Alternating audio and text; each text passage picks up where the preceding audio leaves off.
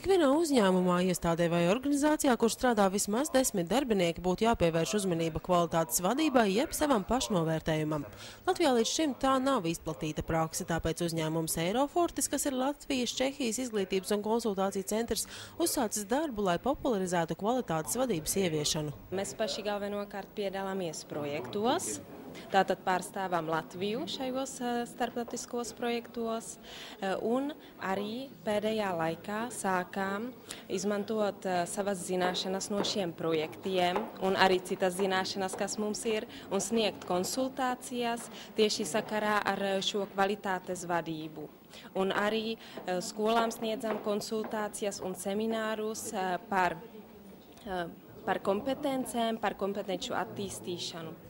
Šodien Rīgā notika uzņēmuma rīkota konference, kurā vairāk nekā 140 dalībnieku no dažādiem Latvijas uzņēmumiem un daudzām izglītības iestādēm varēja iepazīties ar speciālu datoru programmatūru, kas izstrādāta tieši kvalitātes novērtēšanai. Tās ietveros pieredzē dalījās vairāki pasaules līmeņu speciālisti šajā jomā, kā arī 5 mācību iestāžu pārstāvji, kas vairāku mēnešu garumā testēja šo programmatūru. Vienkārši runājot, tā sastāv no 9 jautājumu un uzdevumu blokiem. Zem katra šī bloka, pieņemsim vadība, ir vesela virkne ar jautājumiem. Apmēram bija kādi 50 vadībai, bez sākuma blokiem diezgan daudz.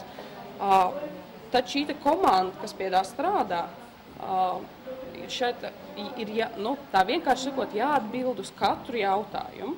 Jāvienojās ir pāratbildi, pie tam šis jautājums ir jāatbild, jānovērtē pēc 3 kritērijiem, vai vispār skolā vai iestādē ir izstrādāta pieeja attiecībā uz, piemēram, darbinieku motivācijas kaut kādu sistēmu. Es tā ļoti pēkšņi, kas uzreiz.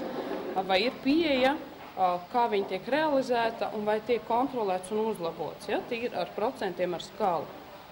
Pozitīvi ir tas, ka atbildot uz visiem šiem jautājumiem, tas viss programmiņa pat to visu apkopo, un mēs dabūnam ārā gatavu pašnovērtējumu ar katrai skalai pretī ar punktiem, visu precīzi.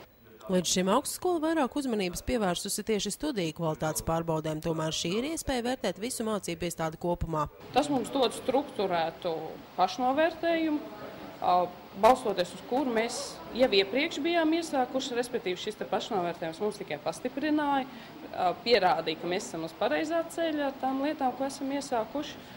Un, mēs plānojam tiešām katru gadu atkal un atkal veikt šos pašnovērtējumus, salīdzināt, konstatēt progresu un arī tā runājot par visu aptverošo vispār menedžmenta sistēmas, tādu nepārtrauktu pilnveidošanu, uzturēšanu.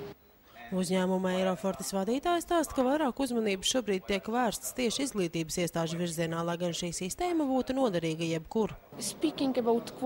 Kvalitātes vadības programmu var izmantot tik viens uzņēmums, neatkarīgi no sava darbības virziena, lieluma vai līmeņa. Piemēram, ja mēs runājam par skolām, veicot pašnovērtējumu, iestāde uzlabo savu darbību, tādējādi ieguvēji ir skolēni, kas saņem labāku izglītību un galu galā no tā labums ir visai sabiedrībai. Tas ir tas, pēc kā mēs tiecamies.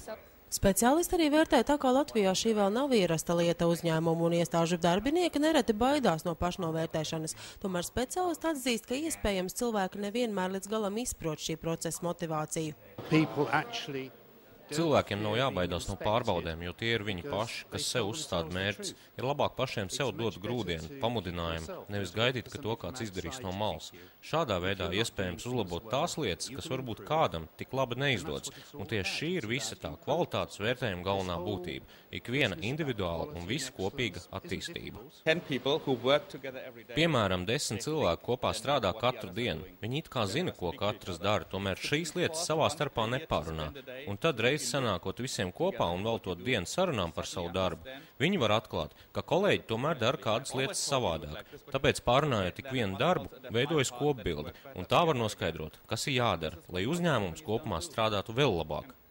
Kvalitātes vadības ieviešana uzņēmumam var nest veiksmīgas pārmaiņas, tas arī palīdz taupīt naudu un dot dažādus citus labumus. Par to ilgu darba gadu laikā pārliecinājušies starptautiskie eksperti, un to Latvijā centīsies popularizēt arī izglītības un konsultāciju centrs Eirofortis.